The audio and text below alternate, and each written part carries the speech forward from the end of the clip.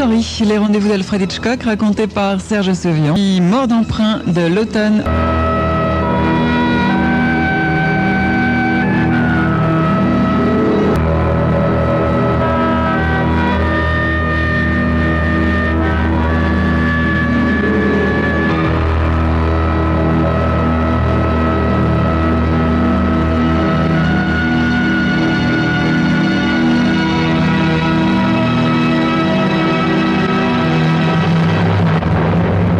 Si je devais un jour commettre un crime, déclara ce soir-là Nelson West, ce serait pour de l'argent. Et seulement pour de l'argent. Mais j'aurais le bon sens de laisser la totalité ou presque de la somme intacte, de ne pas y toucher. Alors à quoi servirait de l'avoir volé? Demanda M. Simpson. Monsieur, si vous en avez volé assez, vous pouvez n'utiliser qu'une partie de cet argent. Et cependant, en avoir encore suffisamment pour que cela ait vraiment valu le dérangement. Voyez-vous, le drame avec ces hold-up de grandes banques, c'est que les malfaiteurs deviennent ensuite toujours trop gourmands. Ils ne se contentent pas de dépenser juste les billets usagés, non, ils veulent aussi utiliser les billets neufs et naturellement, ils se font prendre par avidité. Voyez-vous, mon cher Nelson, j'ai toujours pensé qu'une des raisons de leur capture était qu'ils se trouvaient à plusieurs dans la combinaison. Bien, la police en attrape un et celui-ci dénonce ses complices. Ou alors, ils se disputent entre eux, ou Dieu sait quoi. Exactement, monsieur. Voilà encore autre chose. Le crime doit être exécuté par un seul homme.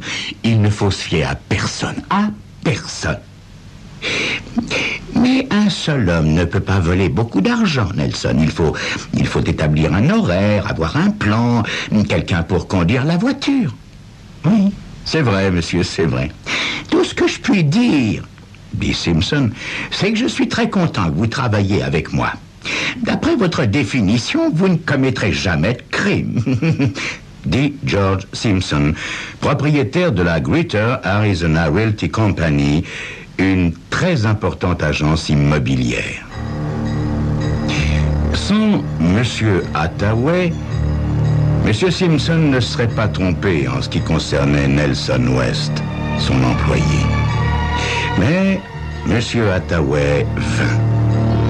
Il surgit du brouillard à un moment où Nelson West, lui-même fraîchement débarqué en Arizona, travaillait seulement depuis 4 mois à la Greater Arizona Realty Company de Simpson comme courtier principal. Un matin, Simpson convoqua West dans son bureau. Il y a un type nommé Hathaway qui attend dehors. Nelson, prenez les clés de la propriété Lord et tâchez de la lui vendre. Quoi? Cette affreuse carcasse, monsieur, cette espèce de vieux taudis qui se trouve en plein désert, mais vous n'arriveriez même pas à en faire cadeau à quelqu'un. Eh bien, il s'agit justement d'un fou qui l'achètera peut-être, West. J'ai bavardé avec lui. C'est un excentrique. Il voulait savoir le nom d'une banque sérieuse et quand je le lui ai donné, il m'a demandé le nom d'une seconde banque sérieuse. C'est une sorte de vieux Richard qui arrive de l'Est. Pas de parents, pas de fil à la patte.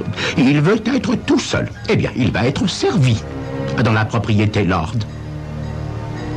West haussa les épaules et sortit retrouver ce mystérieux monsieur Hathaway. Ils montèrent ensemble dans la voiture et prirent la direction du désert vers l'est. « Je veux passer d'abord dans une banque, » déclara Hathaway. « Je porte une énorme somme d'argent sur moi. » Monsieur Simpson m'a dit que vous songiez à vous établir par ici, monsieur. Le pays est merveilleux, c'est vrai. Une seule banque ne me suffit pas, reprit Hathaway.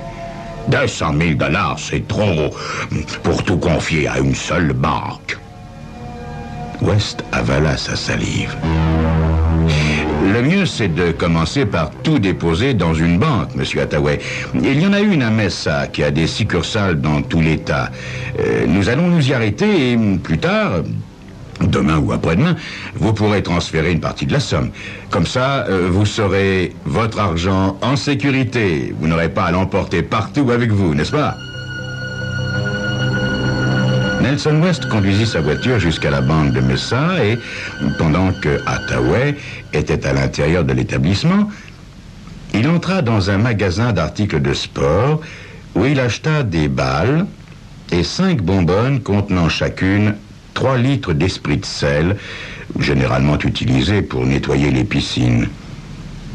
Il rangea ses objets dans le coffre de sa voiture et il était assis au volant quand M. Hathaway sortit de la banque. « Bien, voyons maintenant cette maison !» West remit sa voiture en marche et ils s'enfoncèrent assez profondément dans le désert. Ils se sont montrés vraiment charmants à la banque. Remarquez, pour 200 000 $, ils peuvent, n'est-ce pas? Demain, je ferai des transferts dans d'autres succursales. Il ne faut pas mettre tous ses œufs dans le même panier, comme on dit, n'est-ce pas? Tout à fait, monsieur, tout à fait, dit West, en engageant la voiture sur une route, si toutefois on pouvait appeler route, ce chemin caillouteux qui conduisait à une chaîne de collines broussailleuses. Personne ici a des kilomètres à la ronde, n'est-ce pas, jeune homme? Non, personne, monsieur. Vous vouliez être tranquille, vous voilà servi. Mais il me semble que ce doit être risqué de rouler seul dans ce désert. Ah, ben, nous avons tous des revolvers, monsieur, répliqua l'agent immobilier en se penchant pour ouvrir la boîte à gants. Vous voyez? Il sortit le revolver, le montra à Hathaway, puis, se reculant légèrement, il tira par 2 fois sur son passager, le tuant net.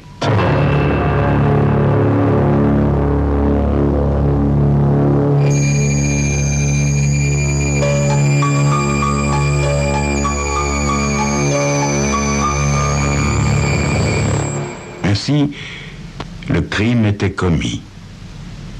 Comment Nelson West allait-il dissimuler son forfait et en profiter? C'est ce que vous saurez dans quelques instants.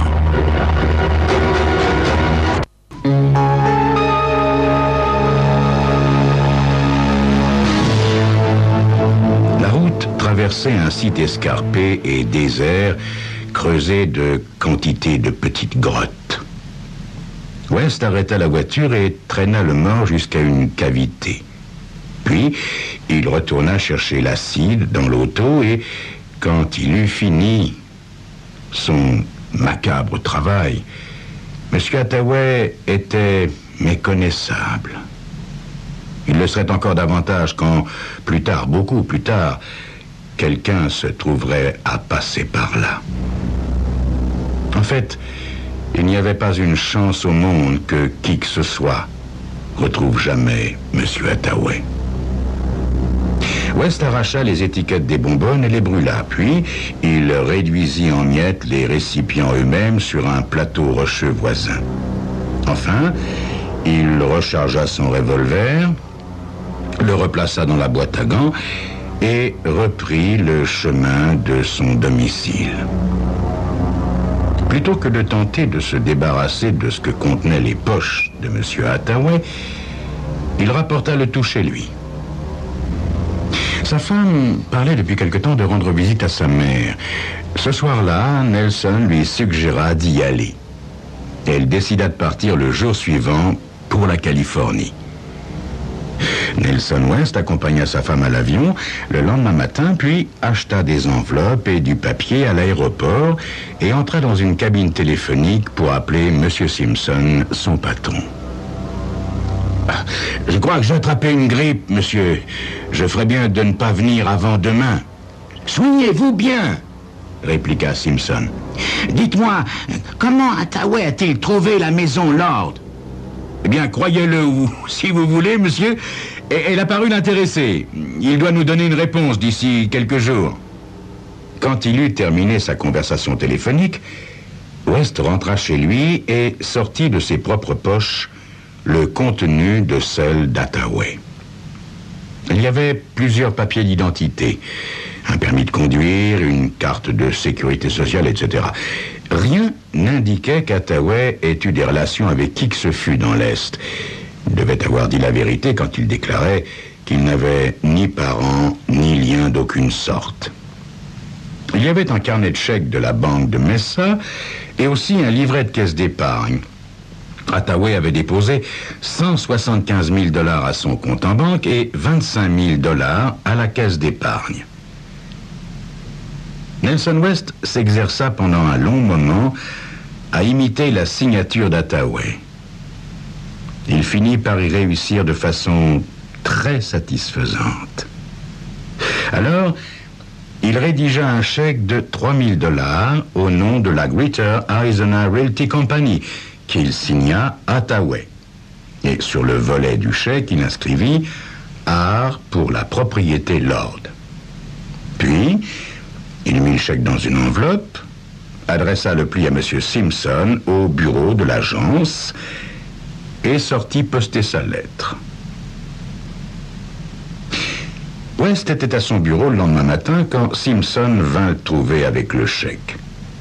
Ce monsieur Hathaway est quand même un type assez étrange. Voilà des arts sur la propriété, mais pas un mot d'explication ni rien. Où habite-t-il? Je l'ignore, monsieur, répliqua Nelson West. Je pensais que vous le saviez. En tout cas, vous avez son argent. Il finira bien par réapparaître un jour ou l'autre.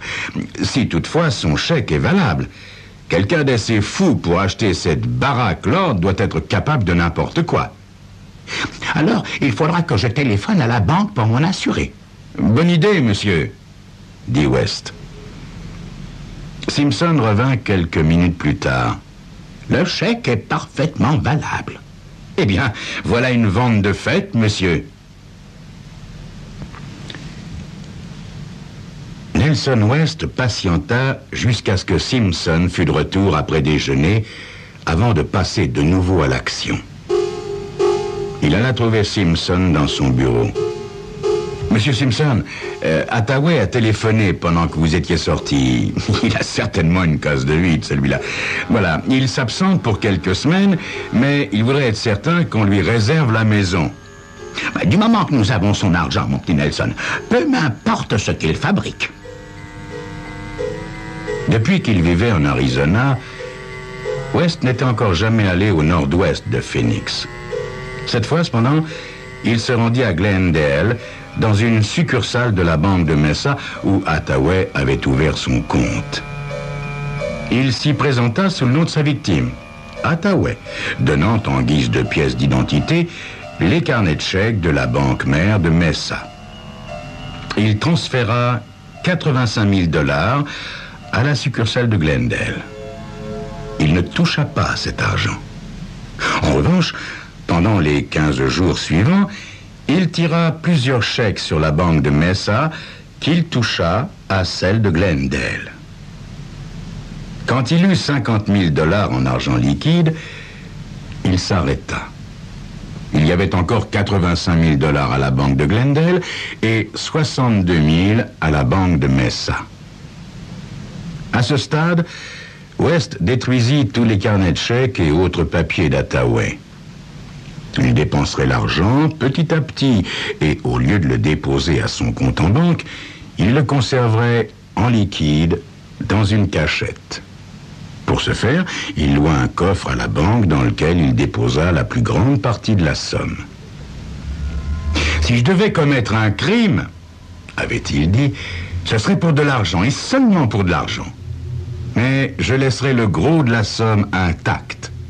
J'agirai seul, car on ne peut se fier à personne. À personne. Règle numéro 1, numéro 2 et numéro 3. C'était aussi simple que ça. Bien sûr, les gens s'inquiéteraient de la disparition de M. Hathaway, Simpson, de l'agence immobilière, et peut-être le motel où Hathaway était descendu et dont il avait utilisé l'adresse pour se faire ouvrir un compte. Mais quelle que soit la personne qui s'enquérerait de lui, on ne trouverait rien, absolument rien, qui reliât le disparu à Nelson West. Celui-ci, d'ailleurs, n'était même pas le dernier à avoir vu Hathaway vivant. Le dernier à avoir vu Hathaway vivant était le caissier de la banque. Plusieurs semaines passèrent. Un matin, M. Simpson vint trouver Nelson West dans son bureau. Mais que diable est-il arrivé à ce Hathaway? Ça, je me le demande, monsieur. Dites-moi, Nelson, vous saviez que c'était un escroc? Comment, monsieur? Oui, il a détourné des fonds. 200 000 $ là-bas, dans l'Est. Voilà pourquoi il était si pressé d'aller dans une banque quand il est arrivé ici. Il voulait de l'argent liquide le plus vite possible.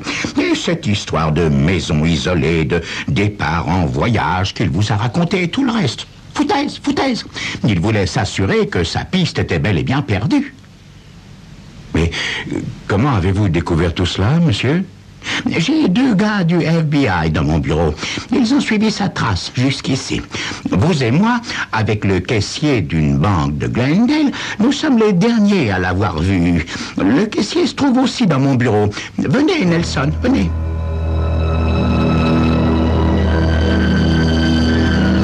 Nelson West se leva, les jambes tremblantes. Monsieur, est-ce que le caissier peut identifier Hathaway? Il prétend que oui. D'ailleurs, il ne s'appelait pas Hathaway, c'était un nom d'emprunt. Son vrai nom, c'était Gerson, quelque chose comme ça. Il avait des faux papiers, bien évidemment. Nelson West, le cœur battant à tout rompre, suivit son patron. Il savait qu'il marchait vers le pénitencier. En effet, le caissier de la banque de Glendale ne manquerait pas de le reconnaître. Tout avait pourtant failli marcher à merveille, et Nelson West pensa amèrement que dans sa codification du crime parfait, il n'y avait qu'une règle qui n'était pas au point. La 3e. On ne peut se fier à personne. À personne. Et surtout pas à sa victime.